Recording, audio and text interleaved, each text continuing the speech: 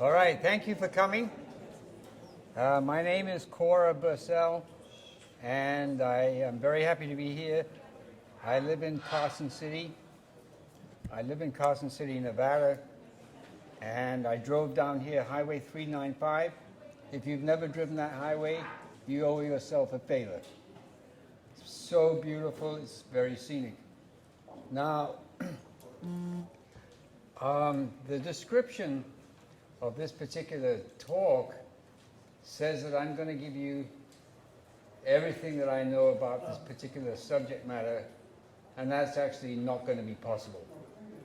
I would need at least 3 to 5 hours to cover everything. So, what I've done to talk about obesity, because it's pretty, I knew it was very much of a,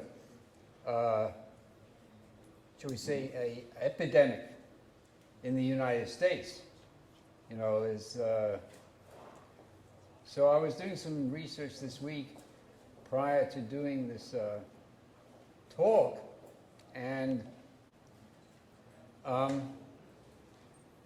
it was astounding to me that actually the United States does not lead the world anymore in obesity and overweight. It was surpassed last year by Mexico.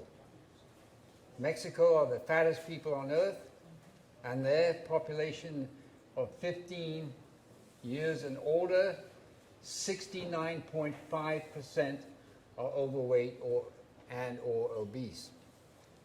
And in the United States, it's 69.3. So not by much of a margin. And there's a tremendous, it's considered now a worldwide epidemic. Pretty much every country in the world has problems with obesity and being overweight, and they're all literally, actually, they seem to think that only diabetes and a couple of other conditions are directly related to, but actually there are many, many conditions related to the condition of being overweight. So, and being obese is pretty much standard over the whole of the Western and the developing so-called emerging world, that people are overweight and obese. I'm just trying to find this thing here. Where is it?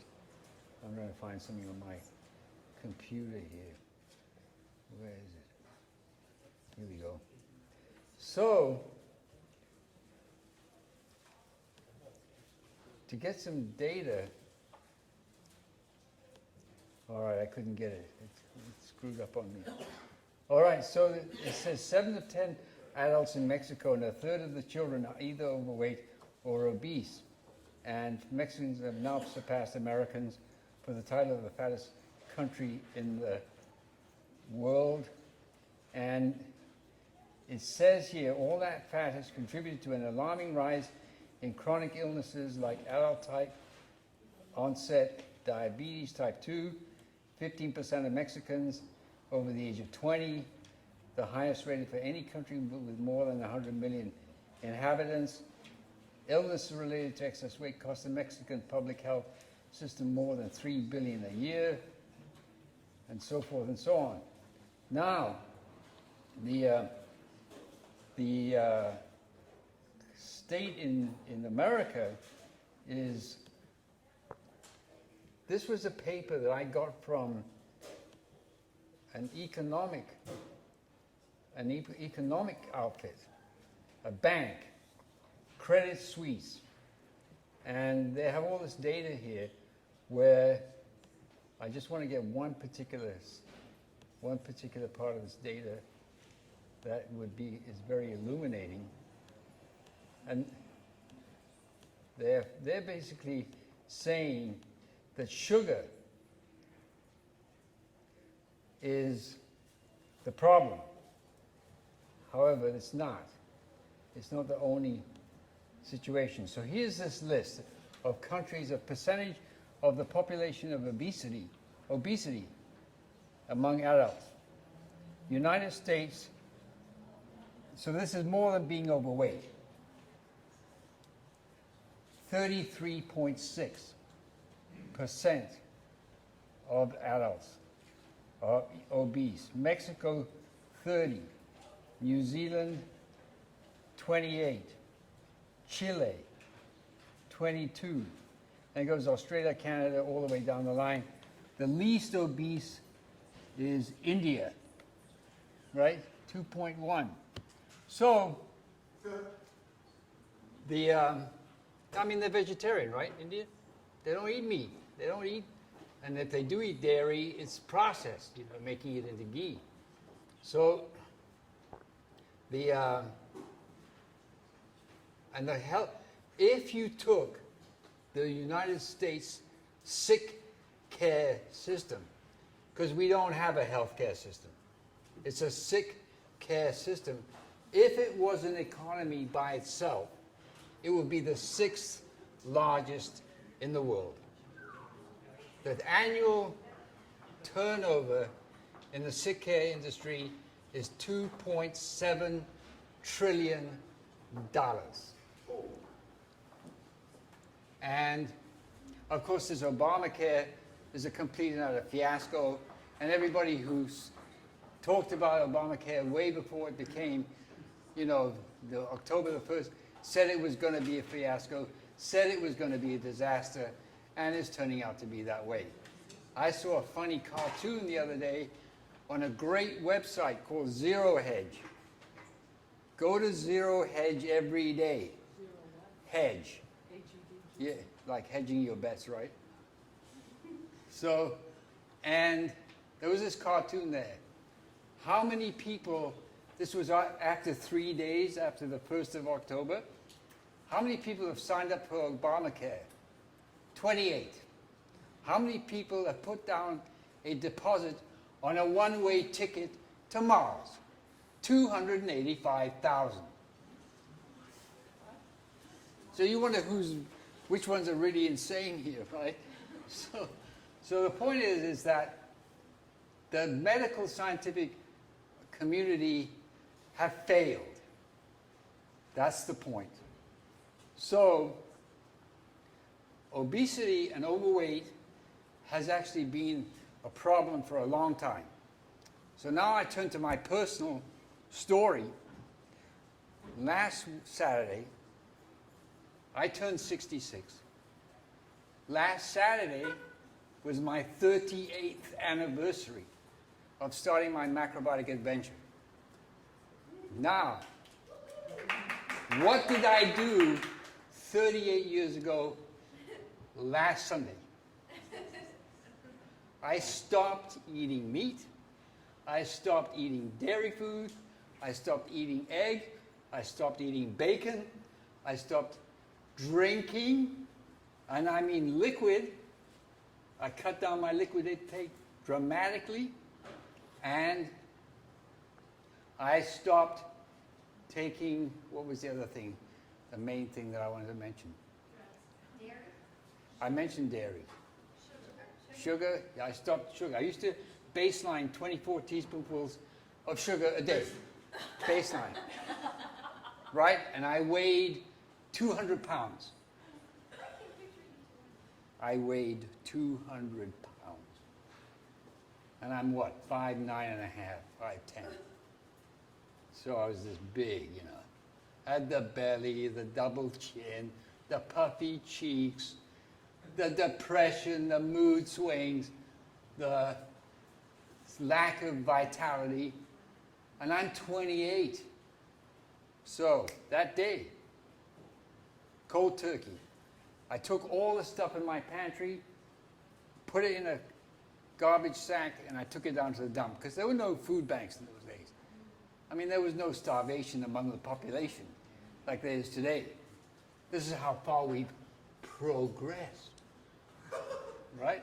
So I put it in a dumper, and I got my brown rice, my dookie beans, and I couldn't cook a fried egg. That was about as far as I went in learning. I didn't know how to cook.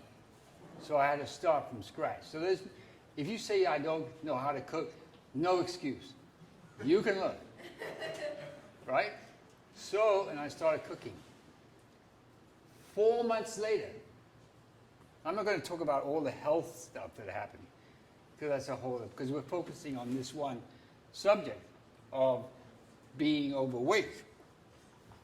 4 months later, I weigh 120 pounds.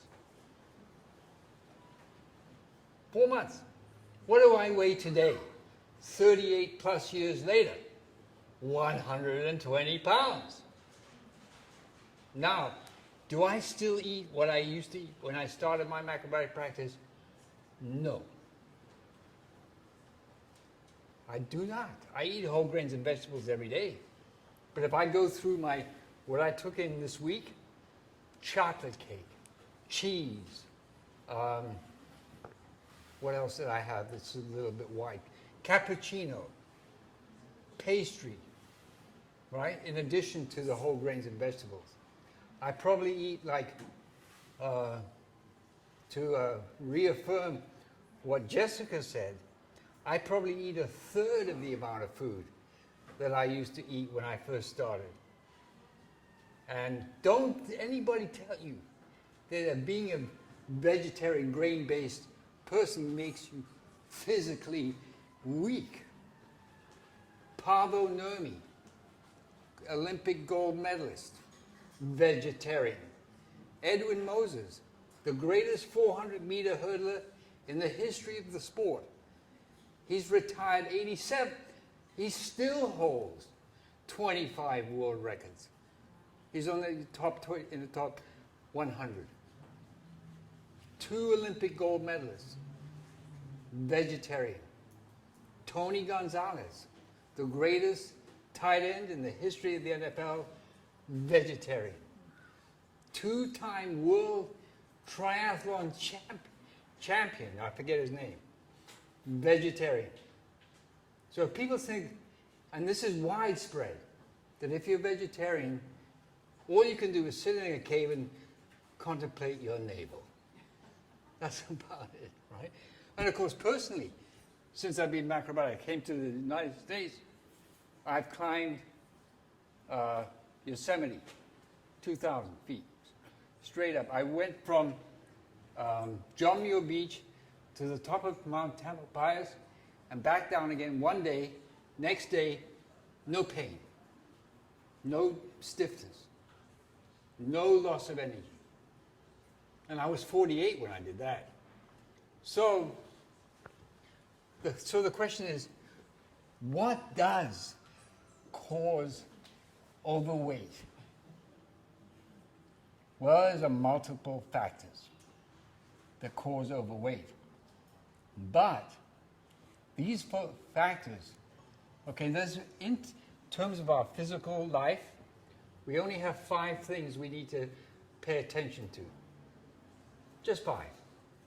Eating, drinking, sleeping, exercise, and breathing. That's it. Just those 5. Now, we can't do much about breathing, you know. We don't really have a choice unless we decide to move someplace, like where I live, where the air is clean. Now, but the other 4, the eating, the drinking, the exercise, and the sleep, we can control those. So, we have a digestive system, which Jessica so eloquently described to us prior to me being up here. And this has been a focus of mine forever, since I started macrobiotics. And I have this book, The End of Medicine. And in there is described everything that I know about that is essential to know about the processes of digestion. Now, so it's not just a question of what we put into our mouths. It's also a question of what the condition is of our digestive tract when we start to make the radical change from a meat-based, refined sugar-based diet to a whole grain and vegetable-based diet. You know, I don't like the word plant-based because the fundamental fact is that all diets are plant-based. Because obviously the herbivores that we kill to eat their meat, they depend on the plants. And of course our dentition does tell us from its makeup what our basic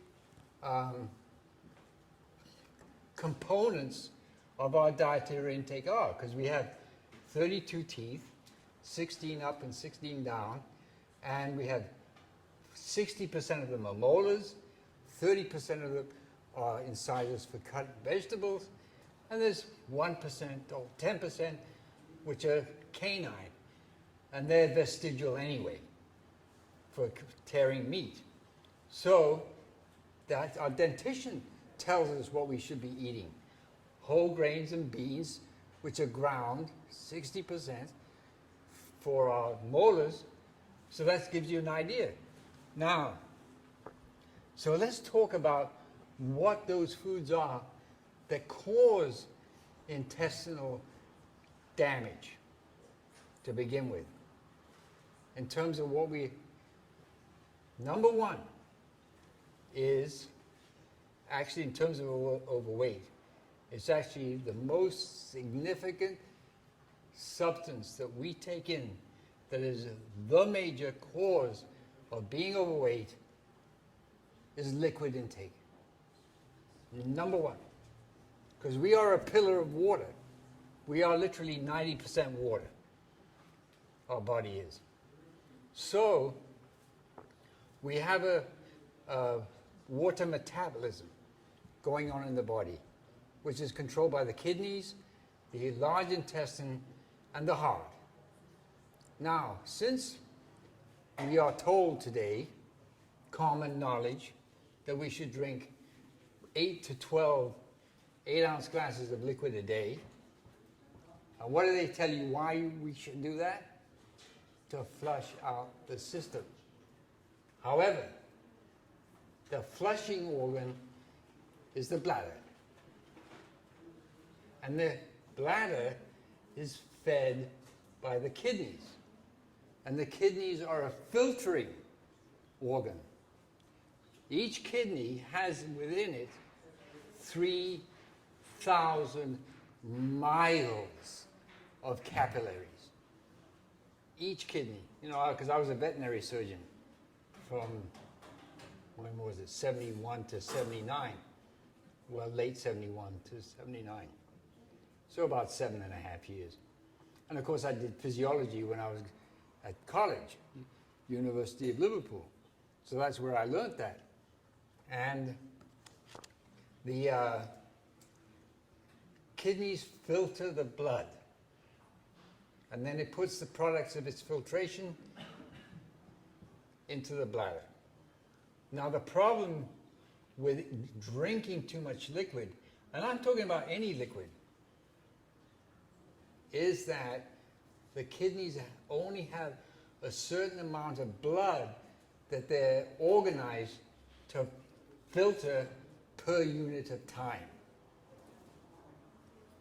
So if we drink too much liquid, we're putting immense pressure on the kidneys and forcing it to become overworked. And then that's when we get what is called water disease. Now, one of the symptoms of water disease is we expand. Okay, weight gain is expansion. We have contraction. And the contraction aspect of weight gain plays an important role in the expansion, because yin and yang, you can't do one without the other. So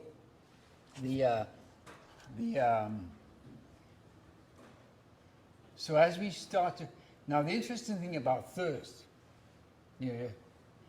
is that thirst, in my observation and studies, is not a feedback mechanism. Okay, the thirst center works like a barometer. And like a barometer or a thermostat, when you change the setting on the thermostat, you can lower the temperature in the room or you can raise the temperature in the room. And it's the same with liquid intake. If you drink too much, you raise the setting, so your thirst sensitivity, shall I say, becomes more acute, meaning you get thirsty much quicker because you've raised the bar. If you don't drink enough, the opposite happens. Your barometer, your thermostat goes way down, and you don't get thirsty, and you stop drinking. And then that leads to cardiovascular collapse. And I've seen that happen twice. People stop drinking. So, the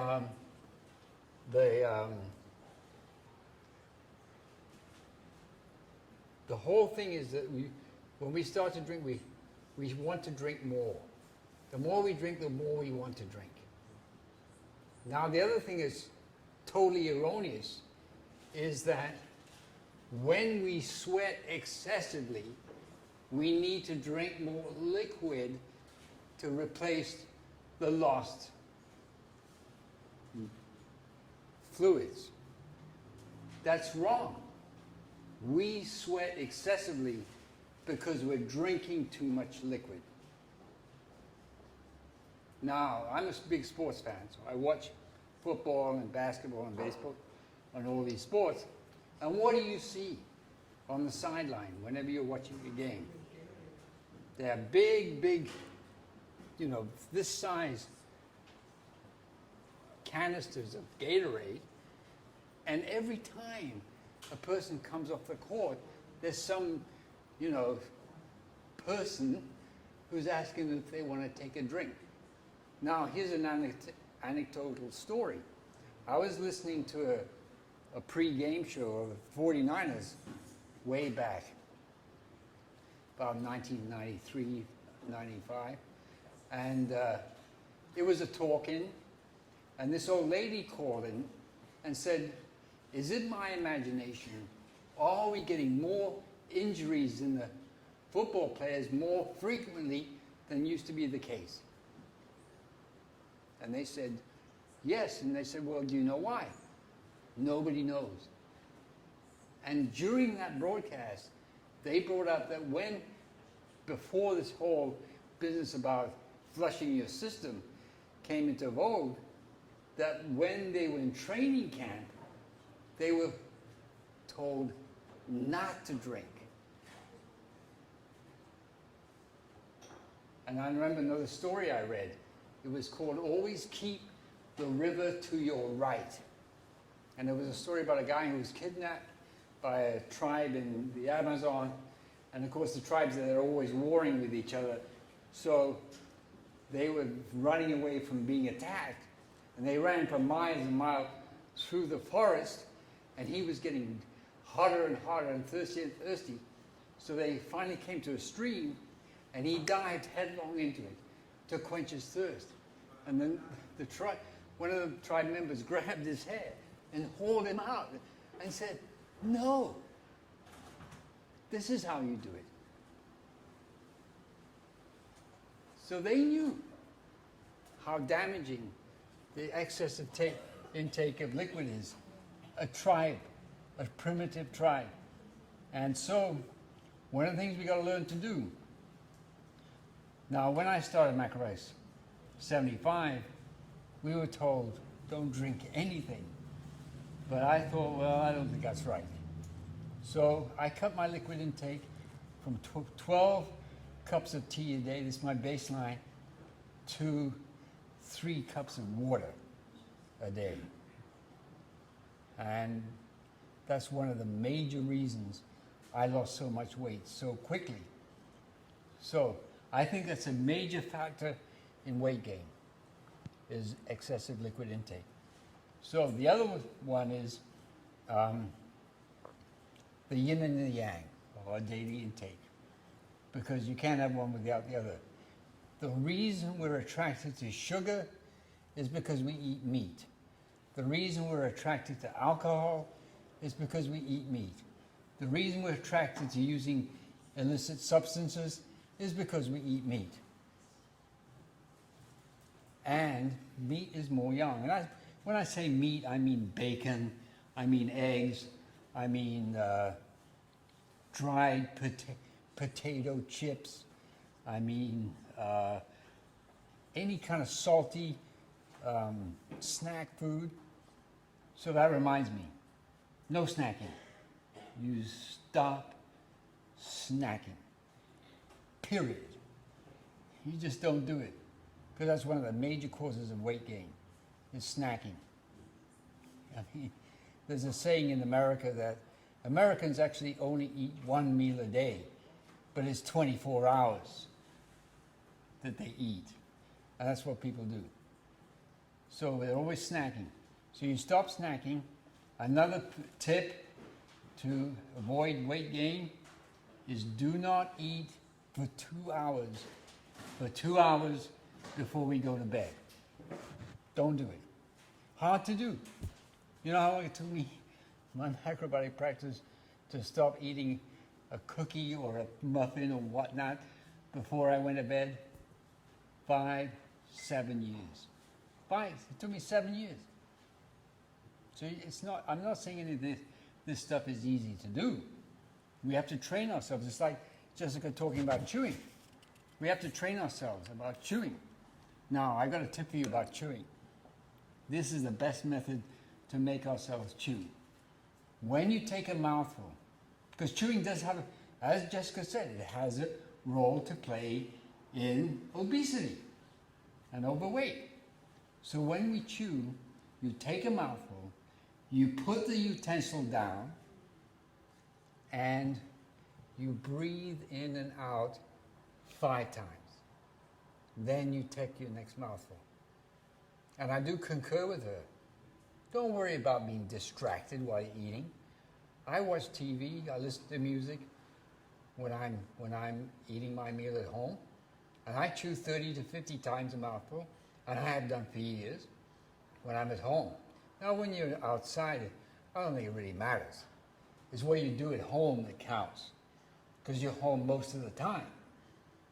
So make a practice of doing that. Again, it's getting rid of habits and replacing them with new habits which are constructive and productive. Now, so this yin-yang dynamic, because all those things that cause expansion are more on the yin side of the ledger. And we are attracted to eating on the more yin side of the ledger because we're eating extreme yang foods like the eggs and the bacon, the potato chips and the beef and those kinds of foods, fish, too much table salt, terrible. Table salt is terrible. So, you never pour salt on your food. Never. Okay, you only use sea salt in cooking your grains. That's the only place I recommend people take sea salt. Is that you cook every grain that you eat with 1/8 to 1/4 of a teaspoon full of sea salt per cup.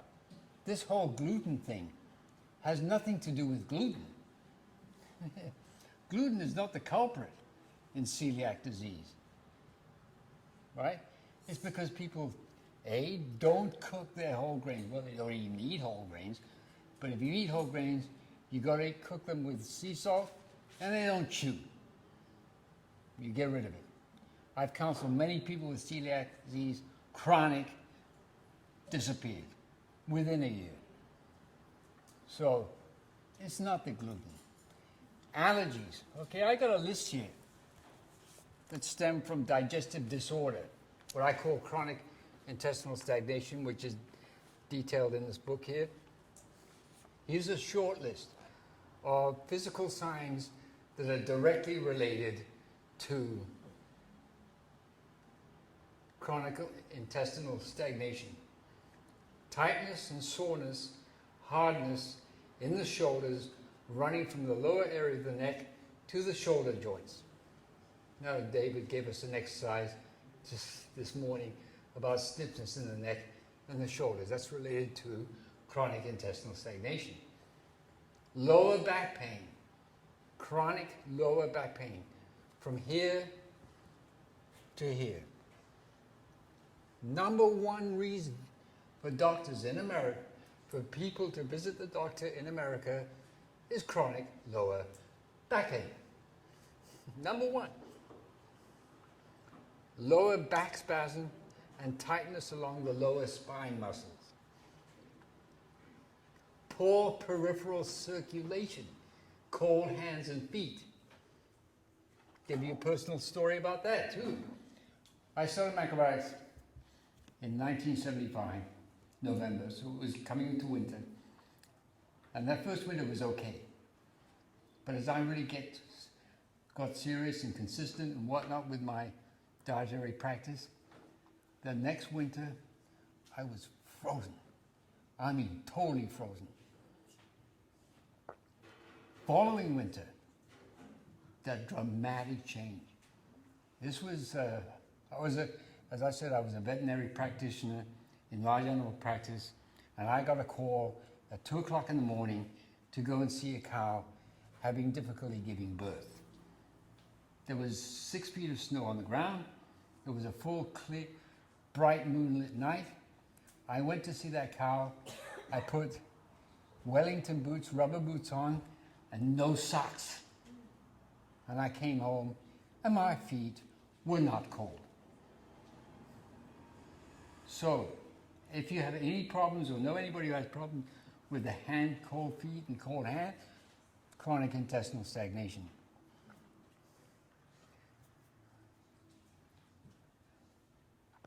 Stiffness, soreness, pain, and poor articulation, movement in the lower spine, shoulders and elbows, tendinitis and ligament pain in these joints, arthritis and bursitis in any joint. So, since I've been macrobiotic, I've had no joint pain whatsoever. Frontal headaches and migraine headaches. Sciatica.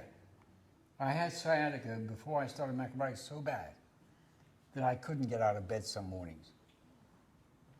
It was gone within 2 weeks after I started my macrobiotic practice. And I'd been to the doctor, got these bloody pills, and they were damn useless, necessarily, because they don't know what they're doing. So, pain in the feet, especially the arches, right here, collapsed arches.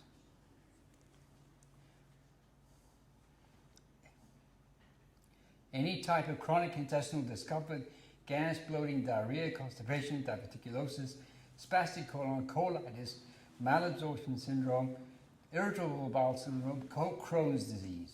That's just some of them. Allergies. Allergies are a symptom of chronic intestinal stagnation. I have seen people who have been literally confined to their homes, which were all made natural so that they could live, and they couldn't go anywhere. Give them a consultation. 1 year later, they're functioning normally, walking around outside.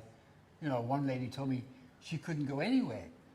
If she went to the mall, she'd pass out from all the perfumes and whatnot.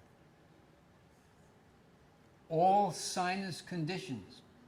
The most common chronic condition in the United States is sinus problems.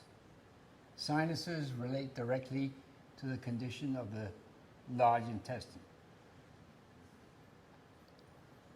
Chronic fatigue syndrome, environmental illness, parasites. All right, now we get to parasites, because when we get this bloating condition, this feeling of like heaviness that we have in our intestines, and I still had that even after I'd been macrobiotic for 3.5 years, and I'd done my ginger compresses and eaten strict, and I mean strict. I still had that. So I get to the KI and I hear about this anti-parasite remedy. One of my clients gave it the name Candida Crunch. That's an interesting story. She has chronic candidiasis. I give her a consultation, ginger compresses, etc., etc. She has a follow-up 4 months later, blah, blah, blah. And then she calls me and she tells me about what's going on. I said, well, I think it's time for you to do the anti-parasite remedy. Now, it's in my book, but I'll give you the recipe. And this is the one I recommend. There are others, but this is the one I recommend. Another personal story. I got to get some personal anecdotes in here. And don't let any medical doctor that anecdotes, personal anecdotes, are meaningless. They are not. So my son, younger son, calls me up one day about, I don't know, 97, something like that. How old is he then? He's just started college. And he said, Dad, something terrible is happening. My skin's breaking out everywhere. In my chest, my stomach, my back. It's itching like crazy, and I feel terrible. So I said, okay, fine, this is what you do. So I made him the Candida Crunch, and I said this, so now, and he did it for just one round of treatment. He did it. It's for 10 days. And when he called me back, he said, I just can't believe it. My skin is totally cleared up. I'm talking 10 days. My skin is totally cleared up. I have so much more vitality. I'm emotionally a lot calmer, and I can think clearly. So that got him on his path toward macrobiotic, which he's doing today. Now, the recipe is 3 cups of short grain brown rice, 2 cups of aduki beans, and 1 cup of unhulled brown sesame seeds. And you have to follow this recipe accurately. You have to do it in a cast iron skillet. You put all those together in a cast iron skillet, and you dry roast them over medium heat, stirring constantly with a wooden spoon until the brown rice turns golden. Then you take it off its heat, put it on a cookie sheet or some like wax paper or something, and let it cool down. Then you store it in a glass jar. Now you can make more than that if you want, because it lasts forever. So then, this is how you use it. You take 1/4 cup for breakfast, and you eat it as it is. Because it forces you to chew. You have to chew this stuff. Right? Huh? As long as you want. I mean, as I said, it lasts forever. So you can make double that amount if you want. But I recommend just making that to start with. Then, after you've chewed it through, and it will take you probably half an hour to have your breakfast.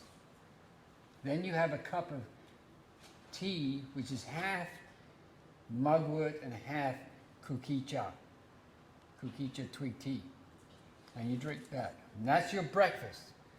You have your normal macrobiotic lunch and your normal macrobiotic dinner. Or if you're not macrobiotic, you have your normal lunch and your normal dinner. Then you do that for 10 days. Then you take a week off and you do it again. Then you take a week off and you do it again. Now I only did it for 10 days when I did it in Boston. And all this kind of like, I don't know how you heaviness that was in here, gone, totally. just disappeared. And, you know, when I did it, I said, you know, you don't have any parasites. And I said, well, you know, you don't know. You haven't had any tests done because I don't go to the doctor. I mean, I haven't seen a doctor since I started macrobiotic. So, yeah, just do it, see what happens. So, this parasite remedy, anti-parasite remedy, gets rid of every known parasite to humanity. Viruses, bacteria, worms, spirochetes, giardia, herpes, whatever, it doesn't matter. Now, why does it work? Seems like this is total voodoo.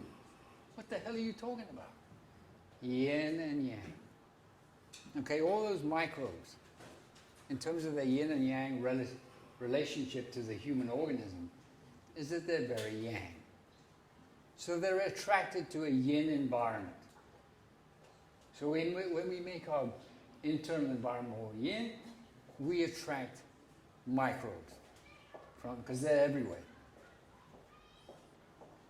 When you take this brown rice grain, the aduki bean, they're tiny, and the sesame seed, they're young. Then you dry roast them. You make them even more young. And then you chew them. You make it, because saliva, she didn't mention it, the most alkaline substance in our body. And alkalinity is more young. So you make this really young. So it gets into your system. Intestines plus your tissue fluid, all those critters that are in there, they take one look and they either die on the spot or they leave.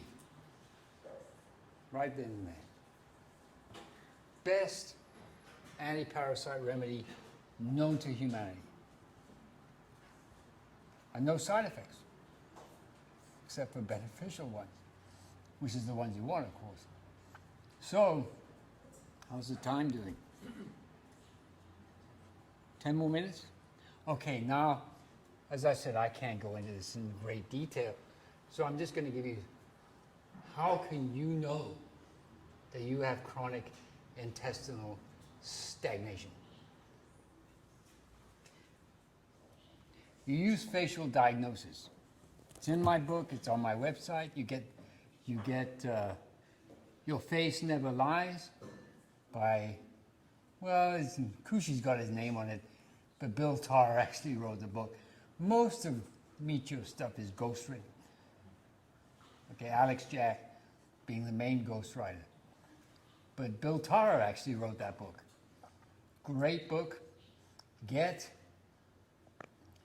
one of the greatest treasures in the history of humanity, Healing Ourselves, by Nobuo Muramoto.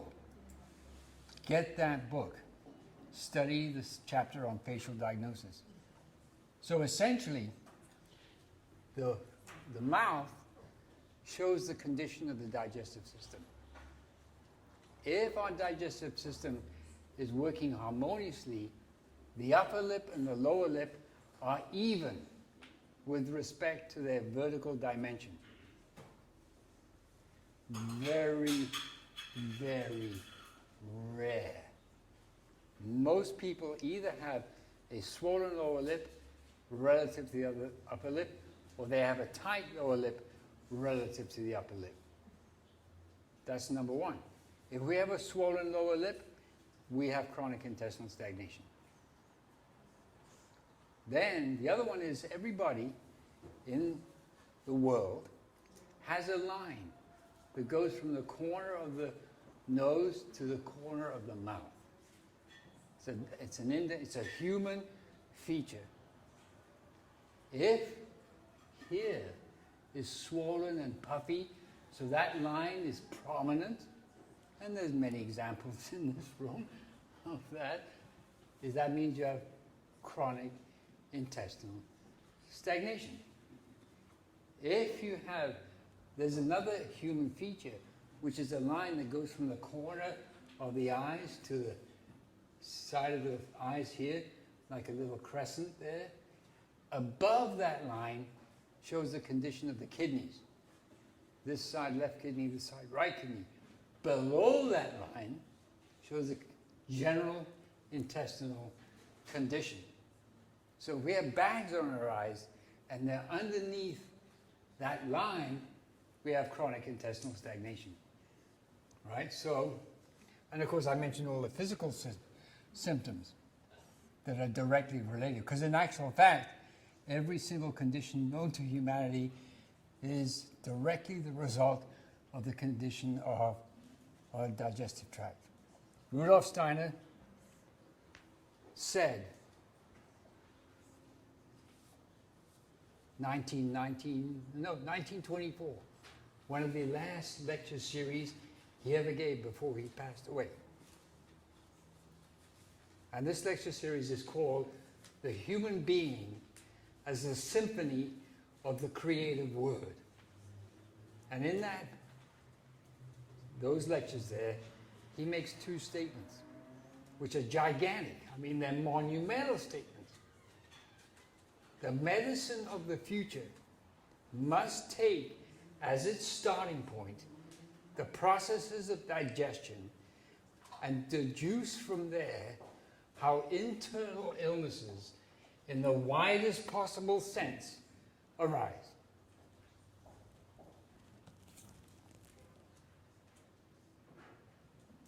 It's in there. That's in there. He also said, from nutrition, through healing, to civilization and culture. So we have to work on our digestive processes.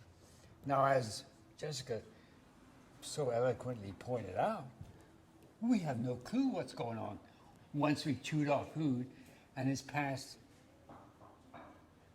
into the esophagus. It's crossed the Rubicon. So, but when we chew our food and we eat this way, macrobiotic, whole grains and vegetables, and we do our ginger compresses, we assist in the rehabilitation of the digestive system, because the human organism knows how to heal itself. We have an inner physician that is much wiser than we are. As Nietzsche said, the wisdom in your body is deeper than your deepest philosophy. So, when we eat this way, it's not because these foods are healing. There's no such thing as a healing food. And there's actually no such thing as a food that causes illness. No. It's how our digestive system responds to those foods, and the macrobiotic way of eating supports the body's healing. It doesn't cause healing. It supports the natural, spiritual, shall we say, designed into the human being, the human organism, whereby it is constantly healing itself, and illness itself is a symptom of the body healing itself. These are very important concepts to understand. Not that they're easy to understand because of our, shall we say, indoctrination, programming, propaganda, misinformation, disinformation, and outright lies. So now, in addition to the diet, you have to do the ginger compress. And the ginger compress is somewhat of a hard roadblock for most people. You know, it's like, oh gosh, it's so hard to do, it takes so much time. However, this will be your lifesaver when you do the ginger compress. This is made by Kyocera. It was a birthday gift from that lady over there, and it's for sale by Goldmine and Essential Health. You know, because I've done a ton of ginger compresses, probably 180 during the course of my macrobiotic life. And it's a pain in the ass to grate the ginger. It really is. Because ginger is just so gnarly, you know. It's got all these fibers and they go every which way. This thing has a footprint. You put it on your counter or your table and it stays there. You don't have to hold it. And then you get there and this thing cuts through ginger like a hot knife through butter. And it's got this canal here, which saves all the juices. So, you do your ginger compresses. Now, the instructions in the book is available through any online outlet, and hold it up. Smile. Put it on your head. and yes, just one of the great. Gold Mine sells it. Great, I told them. Oh. Gold Mine, definitely, it's just an Gold Mine amazing. saved the day. Yeah, this was a gift. My 66th birthday present. For me, cool. Yes, right. So, but from her by here, Gold Mine. Jean. So thank you. And now, ginger compress. Now, the descriptions are all there. Any macrobiotic book that's worth its salt has a ginger compress description of how to do it. Now, the important point is that you have to schedule it into your routine. You have to schedule it. You have to make it a priority, so that you say, okay, now you do it a minimum of 2 times a week and a maximum of 4. And you do a total of 64. That's 1 round. You might have to do 3, but normally 2 should do it 2 rounds. And you take like 6 months between each session of 64 compresses. Each compress is half an hour. And what you do when you make your ginger water is that you have one of those enamel pots. Those are the best ones. You know the ones that kind of like charcoal gray with white flecks in them? Those are really good. Huh? No, enamel. Enamel pots. They're about this big, a gallon. You fill it full of water. You put it on the stove, put the lid on, and you bring it to boil. Meanwhile, you grate your ginger, and then you get a cheesecloth, and you put it in a bowl, and you put the ginger in the cheesecloth, tie it off, so you have a bag of ginger. Then you get 2 baby diapers, cotton, and you fold them in half so they cover your abdomen from your sternum. I mean your, what the hell is this thing called? The, no, it's above this. It's that bone there. Huh? Right, so that's where you go from there to your pubic bone and from one hip bone to the other. And you do it lying down, not standing up. And you don't use a heat pad. And you never grate your ginger in any other fashion than by hand. No, processing, food processes. And then, by the time you've got all this set up and you need a bath towel, so what you do is, and you can do this yourself. I've done it many times for myself because I was on my own. But it's better if you can do it together. If you're a couple or, husband, wife. If you have kids that are 7 years or older, do it on them. And you lie down and like on a blanket or something, you have the ginger compress water there and beside you, and then you expose your abdomen and you sit up. You have to pair seriously thick rubber gloves because this water is very hot. Now, before you, of course, you've got to put the ginger in the water, so you turn the heat off and you wait till the water stops boiling. Then you take your bag of ginger, you squeeze it so the juices get into the water, you throw the bag in, and then you take the juices here and you swill it in the water. And then you put the 2 diapers that you folded so they cover. And that's all those diapers will do for the rest of their lives, ginger compresses. And you put them in the water. So you have the pot with the 2 towels in them, and you lie down. You have a bath towel over your lap, and you sit up, reach in with your gloved hand, pick out one of the cotton diapers, put the lid back on after you've wrung it out, back into the ginger water. And then you lie back down, and you raise it and lower it over the skin of your abdomen, because you can't take it directly heat. I mean, the heat's too much. So you have to raise it until you can handle it.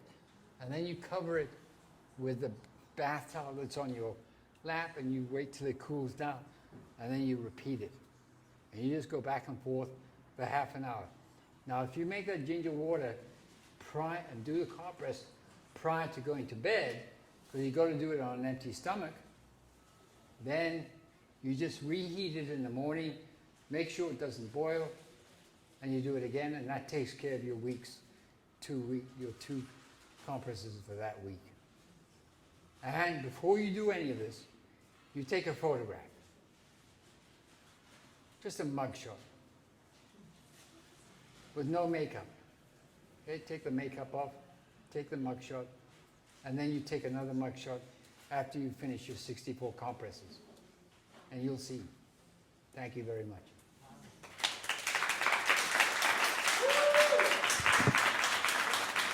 All right, now one of these, I'm going to put a signed copy of this. It's going to be in one of the grab bags. Okay, how about a smile? Big smile. Come on, give me some love. Smile. Good. And it was his birthday, so it's a happy birthday. Yeah. I have to say, with each passing year, life just gets getting better all the time. All right, so where's the pen? Yeah, so I think we break now, don't we?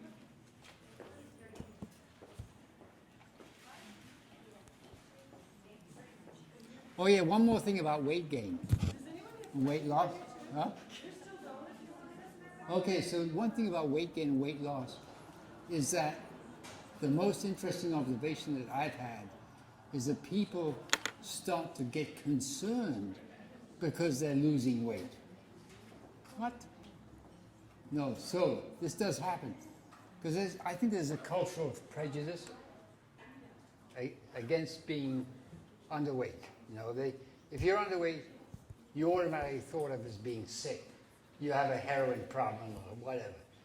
Anorexic, bulimic, etc., etc. And all the studies that I've seen have shown that people that are underweight and undersized live longer and healthier lives. So the thing about the weight loss, yes, we will have weight loss. Now women, pay attention. In the case of women, women have and I think it's pretty well known, that they have a hard problem losing weight compared to men. That's because they have a uterus. And this uterus is a very young organ. You know, it's very dynamic, going in, you know, in terms of the cycle. So that makes women more young. So therefore, when you eat your whole grain and vegetable dish, you cut down on the grains. You don't eat 50, 60% grain. You eat more 30, 40% grains, and you compensate with the ground vegetables and the root vegetables, and especially more leafy greens. Then you'll have much less problem losing weight. But, huh? Barley, yeah, right. I mean, so, but the thing is that the general experience is that we lose about 5 pounds more weight than is the ideal for our body size and type and level of activity on a macrobiotic way of eating. What happens is it bottoms out there and then it comes up and then it stabilizes.